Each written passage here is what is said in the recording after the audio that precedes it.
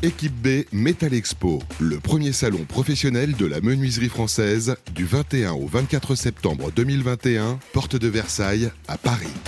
La finale. Rebonjour à tous avec Bâtir Radio, nous sommes toujours sur le salon Équipe B Metal Expo, une édition 2021 qui se tient depuis 4 jours au Parc des Expositions de Paris. 4e et dernier jour et dernière interview de cet événement. Pour clôturer en beauté, nous retrouvons avec plaisir le président d'Équipe B, Guillaume Loiseau. Rebonjour. Rebonjour. Alors, votre sentiment général à l'issue de cette édition 2021 ? Écoutez, un sentiment général de satisfaction. Je vais le dire en un seul mot qui est celui-ci. Pourquoi j'emploie ce mot ? En fait, parce que c'est ce qui se dégage de l'ensemble des allées et de toutes les conversations, un peu de bilan et de conclusion de la semaine que j'ai pu avoir avec les uns et les autres, y compris avec nos partenaires. Les gens ont le sourire. Les gens ont le sourire. Même si on ne voit pas toujours avec le masque. Mais... Les gens étaient contents d'être là, ne regrettent absolument pas d'être venus. Ça, c'est clair. Et voilà, on a partagé ce bilan à midi à l'occasion du traditionnel déjeuner de fin de salon avec les présidents du pôle fenêtre. Et ils sont unanimes sur ce sentiment général. Voilà. Et donc, satisfaction aussi, puisque dans le contexte qu'on a connu, Équipe B en plus ouvrant l'agenda de reprise des salons du bâtiment et de la construction, il fallait en quelque sorte défendre la position de la présence d'Équipe B Metal Expo et sa capacité à animer, à faire vivre et à rassembler. Il y avait des enjeux, mine de rien. Il y avait beaucoup d'enjeux, c'était pas gagné d'avance, tout le monde le sait. Mais vous êtes rassuré et même content, vous avez en votre possession les chiffres de fréquentation de ce salon Équipe B 2021, roulement de tambour. C'est un grand suspense. On a en ce qui concerne le visitorat, donc le trafic sur les stands des exposants, on a une augmentation de la moyenne du nombre de visiteurs en fait, par stand des exposants. Vous l'aviez constaté, le salon s'était contracté et fortement réduit en nombre d'exposants présents et en surface par rapport à la précédente édition de 2018 qui était à un niveau très très haut. Voilà. Donc on a une baisse du nombre de visiteurs par rapport à 2018 qui était attendue, de l'ordre d'un peu plus de moins 30%. Mais un nombre d'exposants, plus faible, et donc un nombre de visiteurs par exposant en hausse. Et surtout, ce qui a été largement partagé et souligné par tout le monde, et tout le monde a cherché un peu à prendre le pouls en fin de salon, de savoir quels étaient le sentiment des uns et des autres, une qualité de visiteurs vraiment très bonne. Voilà. C'était justement la remarque d'un des interviewés de cet après-midi, moins de monde, mais... plus qualitatif. Qualitatif. Exactement, plus business. Les gens qui ont fait en fait l'effort de bloquer dans leur agenda pour revenir une journée ou plus à Équipe B, qui pour certains ont fait le déplacement de la France entière, étaient très motivés, comme on dit, avaient envie, besoin de retrouver leurs fournisseurs, des besoins très concrets, besoin de faire du business. On m'a rapporté quelques belles affaires qui ont été signées sur le salon dans différents secteurs. Donc voilà, des gens très impliqués et un salon qui a rassemblé avec de la convivialité et du business. Donc la vocation d'Équipe B d'être un peu ce point de rendez-vous des professionnels, un rendez-vous sérieux, un rendez-vous immanquable, et vous avez un peu tenu cette promesse. On a tenu cette position qui est la position d'Équipe B, donc le salon spécialisé de la menuiserie et de la fermeture française. On a maintenu cette position malgré les événements et la pandémie, et donc sur ce plan-là, le pari, parce que c'en était un, est réussi. Un bon cru.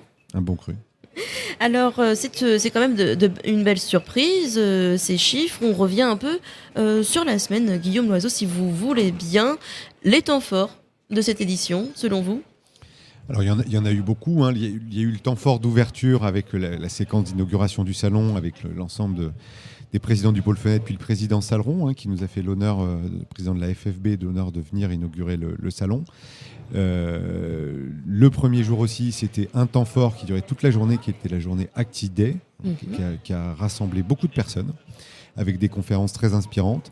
Toute la semaine, tous les jours, des temps forts sur l'innovation, sur l'Arena Innovation, puis aussi sur les stands, où il y a eu beaucoup de présentations de produits. La remise des trophées, les coups de cœur de la presse pro, le Grand Prix des réseaux. Il se passait quelque chose toutes les heures, et puis y compris ici sur Bâtir Radio. Donc il y avait vraiment plein de contenu dans cette édition du salon. Et puis, dans les nouveaux sujets qui ont fait l'objet de beaucoup de conversations, beaucoup de prises de parole et de débats, le sujet du développement des compétences, de la formation. Voilà. Donc sur le stand de l'Union des métalliers, sur le stand du pôle fenêtre, des conférences sur ce sujet, la mise en avant de programmes de formation, etc.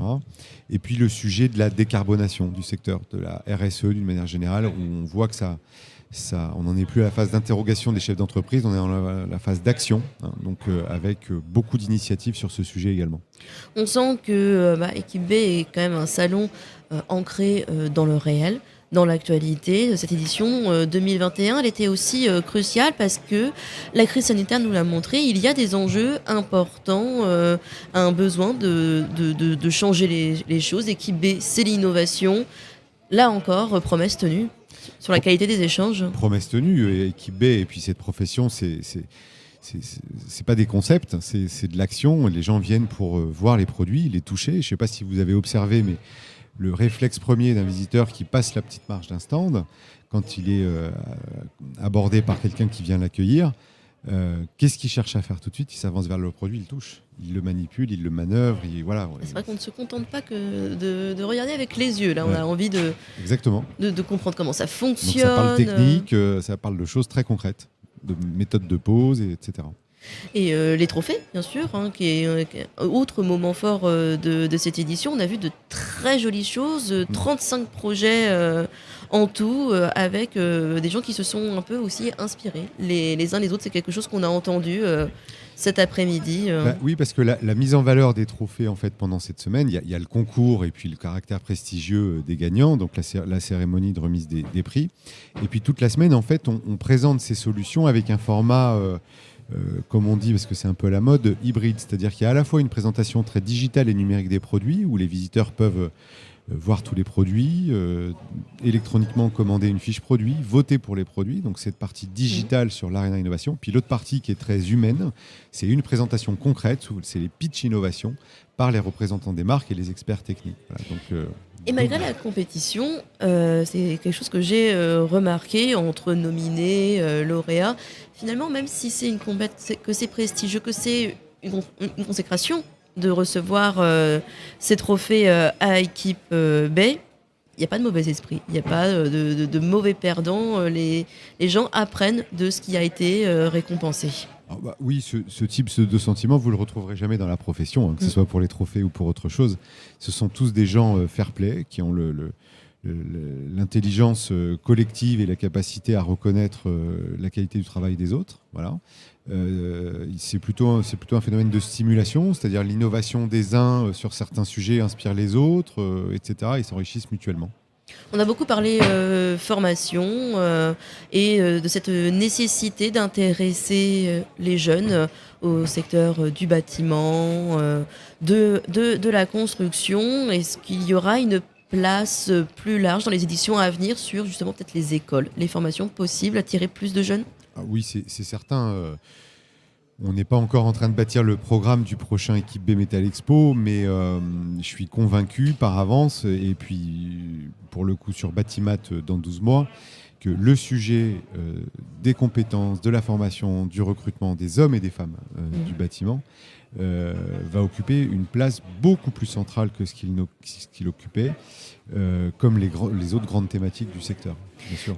Vous parliez justement de Batimat dans 12 mois, Guillaume. Est-ce qu'on va vous revoir sur d'autres événements après Équipe B qui ouvre le bal des salons du secteur? Il y a les mondiales du bâtiment. Où est-ce qu'on peut vous voir encore?